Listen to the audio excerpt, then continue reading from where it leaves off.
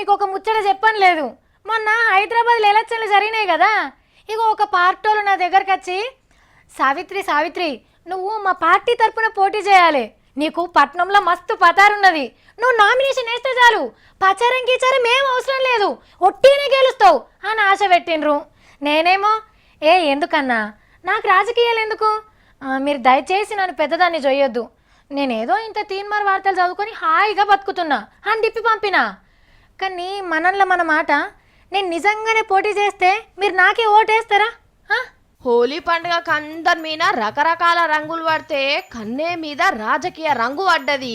కన్నయ్య అంటే ఎవరో తెలుసు కదా, ఢిల్లీ పెద్ద కాలేజీలో చదువుతున్నాడు, మొన్న దేశద్రోహం చట్టం కింద అరెస్ట్ అయి బయటకు వచ్చిండు.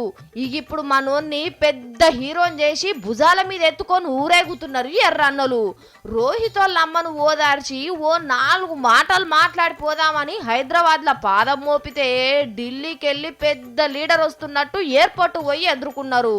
మన నారన్నను చూడుండ్రి, కంకి కొడవల పార్టీ జాతీయ కమిటీల పెద్ద లీడర్ అయ్యి ఉండి కూడా ఈ పిల్లగాని వెనక మరలా కార్యకర్త లెక్క తిరిగిండు.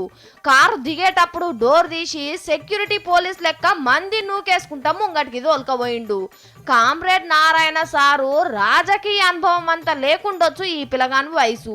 ఇక వీళ్ళు కన్నయ్య అభిమానం సంఘం కార్యకర్తలు అంగీల మీద కన్నయ్య బొమ్మలేసుకొని తిరుగుతున్నారు.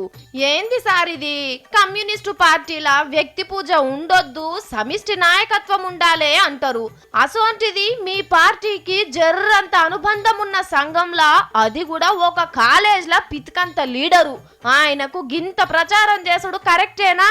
కన్నయ్యను పెద్ద లీడర్ను చేద్దాం అనుకునేటోళ్ళు ఇట్లా చేస్తుంటే, ఆయన అంటే పడనోళ్ళు ఇంకింత ఎక్కువ చేసిండ్రు. వచ్చినోడు వచ్చినట్టు ఏదో మూలకు మీటింగ్ పెట్టి చెప్పాల్సింది చెప్పిపోవు, అట్లెట్లు వస్తాడని అడ్డం పడి చెప్పులేసి కావాల్సినంత పబ్లిసిటీ తెచ్చిండ్రి పిల్లగానికి. తెలుగు, హిందీ, ఇంగ్లీష్ టీవోళ్ళు పొద్దాక ఇదే వార్త చూపించేటట్టు చేసిండ్రు. నేను లీడర్ను గాన్రో నాయనా, చదువుకునే పిల్లగాన్నని ఎంత మొత్తుకున్నా వాళ్ళింటలేరు వీళ్ళింటలేరు. పోరన్ని పొలిటీషియన్ చేసుడు ఎంతవరకు కరెక్టో వీళ్ళకే తెలవాలే. ఇంత చిన్న పోరన్కి గింత పబ్లిసిటీ ఇచ్చినాక పొలిటీషియన్ ఎందుకు గాడిగా?